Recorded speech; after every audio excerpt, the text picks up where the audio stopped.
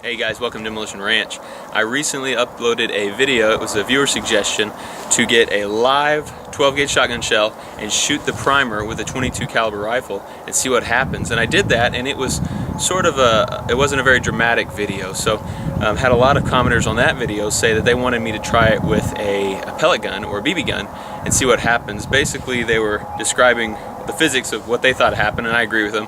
It was the 22 bullet went through the primer and exploded it, but left a huge hole in the back of the shotgun shell, blowing out all the powder. So if you shoot it with a BB gun, in theory, it won't have that hole there to escape, and the gas won't go out the path of least resistance. It'll hopefully go out the front, which I'm still not sure what'll happen, but we're here to find out. Let's see what we got. So this is the setup. This is an air rifle. I have it tied down to the top of this barrel, and it will be shooting out a BB straight at the primer of this shotgun shell. This is a birdshot round, and I have wired it to this full water jug just to see if there is any power coming out of it.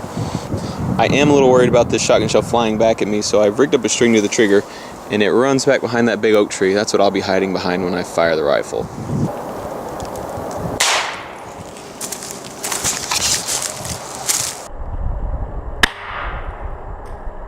Let's see what we have here.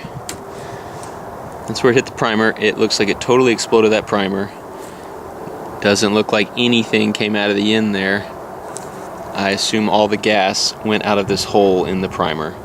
Just cut this open with my pocket knife just to see if there was still powder in there, and there is. It looks like this is all unburned powder.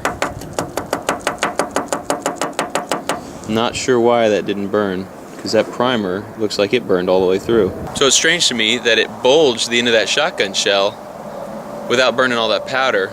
And had a lot of people in the last video say that the reason my last video wasn't very exciting was because there's no compression. They said you need to put the shotgun shell in a shotgun barrel because the barrel adds the compression, and that's what makes all the powder burn up. So we have a shotgun barrel. We're going to try it out. So the setup now is it's shooting the pellets straight into the primer of the 12-gauge shotgun shell, which is in the barrel, and it's in as deep as it'll go in the chamber. I put the water jug at the end just in case it does shoot something out the end, but my hopes are kind of fading for that. Okay, fire in the hole.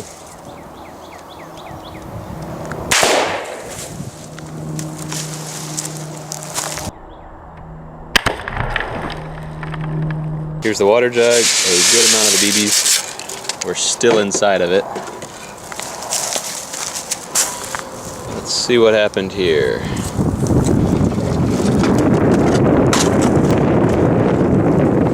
Okay, here you can see that it popped the primer just like the other one, but this time it did fire backwards.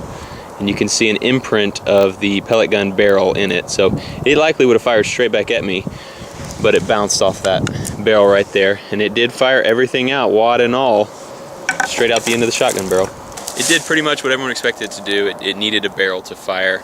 It still is interesting to me that this one would not burn all that powder just because it didn't have a barrel around it. And the shell's not bulged or anything like it was going to explode this way. It just needed that extra compression. And you could hear on the video how it fired once when you could hear the primer go off, and then you could hear the blast of all the powder burning.